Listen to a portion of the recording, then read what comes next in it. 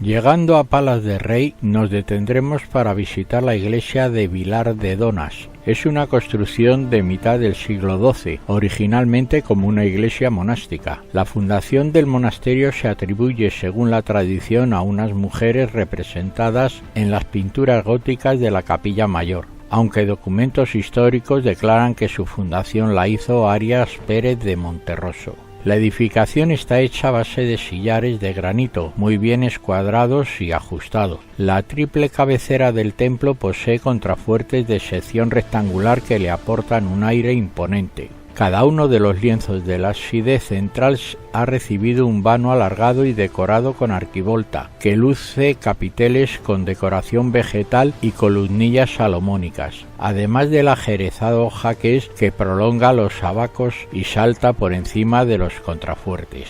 Los ábsides menores se decoran siguiendo lo visto en el central. Los canecillos son de nacela y tienen una sencilla decoración a base de motivos y líneas geométricos.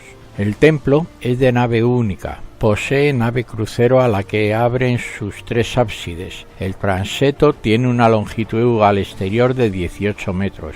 La unión con la nave transeto se efectúa por medio de un arco diafragma de gran altura, doblado y con semicolumnas adosadas, rematadas en capiteles que forman parte de los que sustentan los arcos torales. 4 grandes pilastras de sección cruciforme conforman el crucero. Semicolumnas adosadas hacia el centro del mismo se alzan y rematan en 8 capiteles, que sustentan los arcos torales. Sobre ellos no hay trompas como parecería adecuado, sino que en una solución ya tardía alojan nervaduras entre cada pareja. Forman crucería y cierra bóveda complementería de regusto gótico. Adosado al hastial de poniente se edificó una especie de antepórtico del que resta su lado norte, compuesto por 3 vanos de medio punto elegantemente decorados con semicolumnas, capiteles labrados y guardapolvos.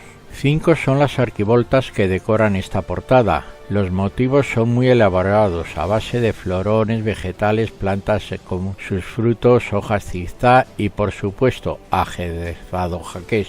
En la inmediata, a la que hace veces de guardapolvo, algo descentrado al lado norte de la clave, hay un personaje con filastería y sobresaliendo de la que conforma el vano un pijante con forma de capitel, prolongación de la doble de la clave, que sobresale del vano de acceso. Por encima de las arquivoltas, enmarcado al conjunto, hallamos una serie de 8 arquillos ciegos apeados en ménsulas, todo ello con decoración profusa de resaltes y rendidos como si el estilo fuese barroco romántico. Un detalle también de gran interés es esta elaborada portada, es el hecho de que los herrajes que adornan son los originales de la misma, hierro trabajado a fuego y yunque y martillo, hasta lograr delicados motivos arqueados y terminados en ramificaciones palmeadas de gran belleza plástica.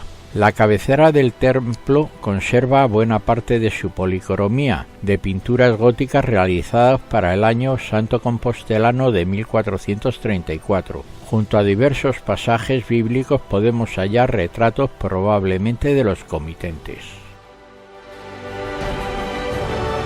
Nuestra penúltima parada nos lleva a Silleda, donde vemos el monasterio de San Lorenzo de Carboiro, un antiguo monasterio benedictino actualmente abandonado y en restauración, situado a orillas del río Deza. La iglesia es una de las obras arquitectónicas de estilo románico más destacadas de Galicia. Se conoce, aunque no sin dudas ni confusión, que el origen monástico de Carboireo hay que buscarlo en el primer cuarto del siglo X, como una fundación de los condes de Deza. Después de un periodo de decadencia es reimpulsado por iniciativa del rey leonés Bermudo II a finales de esta centuria.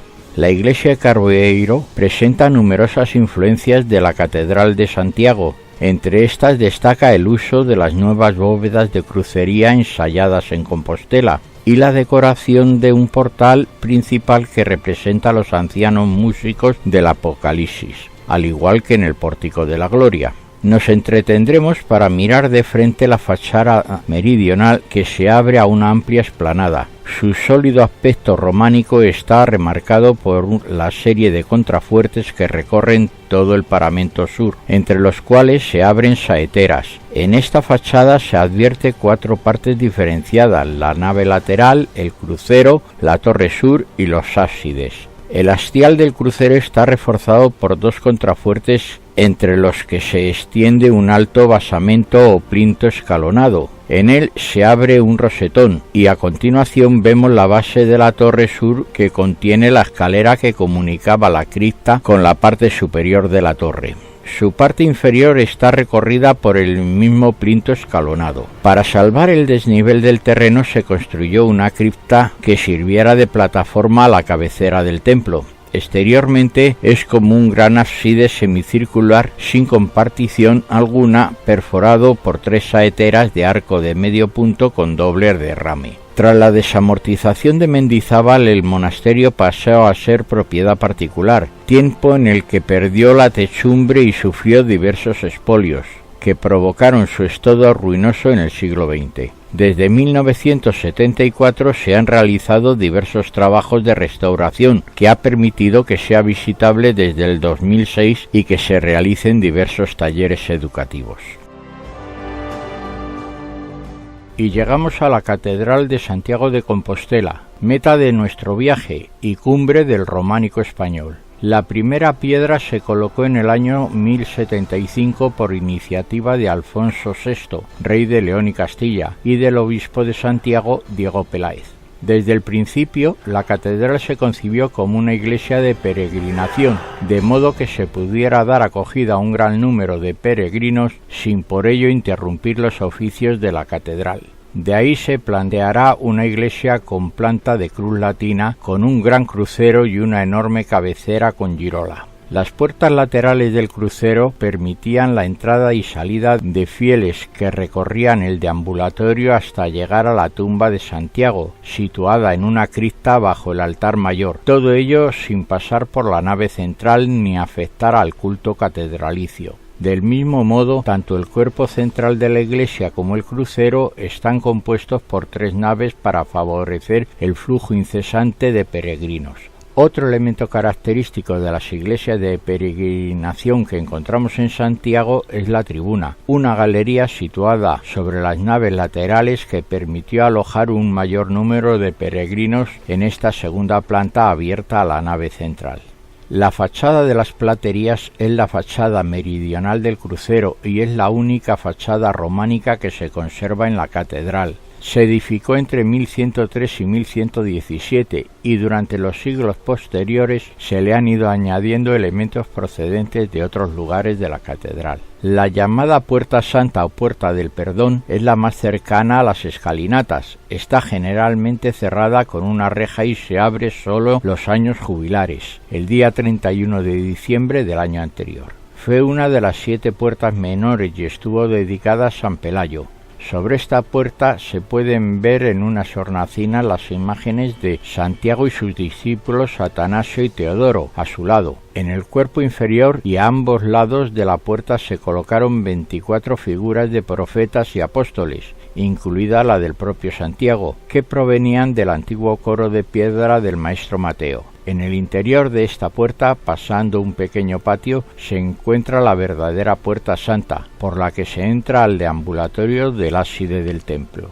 La mayoría de los especialistas coinciden en señalar al maestro Mateo, de origen seguramente francés, como un adelantado a su tiempo, un arquitecto y escultor universal. Fue en el año 1168, casi un siglo después del comienzo de la edificación románica, cuando Fernando II de León contrató a Mateo para iniciar unas obras que acapararían el resto de su vida, pues no finalizaron hasta 1211. El arquitecto ordenó el derribo de los pies de la catedral con su antigua fachada para edificar un gran pórtico, que sería erigido sobre una amplia cripta. Este doble piso permitía nivelar la construcción y salvar la inclinación del terreno. Mateo terminó de consolidar la fachada con las 2 grandes torres que la flanquean y que actúan como enormes contrafuertes. Pero sobre todo, Mateo dejó una huella imborrable en la historia de la escultura con su intervención en el Pórtico de la Gloria, una de las portadas más ricas y hermosas de todo el arte románico europeo. Hoy se encuentra escondida tras la fachada barroca del Obradoiro, construida a mediados del siglo XVIII, para proteger a la vieja portada de las inclemencias del tiempo. Ello no impide contemplar uno de los programas escultóricos más completos del arte románico, que por su estilo y cronología enlaza ya con el arte gótico. Mateo lo concluyó en 1180, y sin duda tenía conciencia de su logro, pues inscribió su firma en el dintel y tal vez se representó a sí mismo en una pequeña escultura situada en la parte posterior del parteluz del pórtico. Esta exuberante portada representa la gloria celestial, la salvación surgida tras el juicio final, de acuerdo con la descripción ofrecida por el Apocalipsis. Se divide en 3 accesos, cada uno de los cuales recibe un significado determinado. Para algunos estudiosos, la puerta de la izquierda se refiere a los judíos y a los justos del Antiguo Testamento, mientras la derecha representa el juicio de la condena eterna de los pecadores. Otros historiadores interpretan el acceso izquierdo como el limbo y el derecho como el infierno. El tímpano central aparece presidido por Cristo en su trono, rodeado de los 4 evangelistas. No se trata ya del Cristo juez propio del románico, que reprendía a los fieles con un duro gesto rodeado del tretamorfos. Estamos ante un Cristo, varón de dolores, que muestra las llagas de la pasión en su mano y costado, para ofrecer su lado más humano, haciendo visible su sacrificio por los hombres. También los evangelistas se representan aquí humanizados, formando parte de un arte más naturalista y moderno, propio del gótico, donde el Dios temible de antaño ha sido desplazado por el Mesías, que ama a la humanidad. El tímpano se completa con unos ángeles portadores de los instrumentos de la pasión, tras los cuales se disponen los bienaventurados del texto apocalíptico, apuntando todos ellos a la misma idea de salvación por medio del sacrificio. La gran arquivolta en torno al tímpano está ocupada por los 24 ancianos del Apocalipsis, que aclaman al Salvador haciendo sonar sus instrumentos musicales.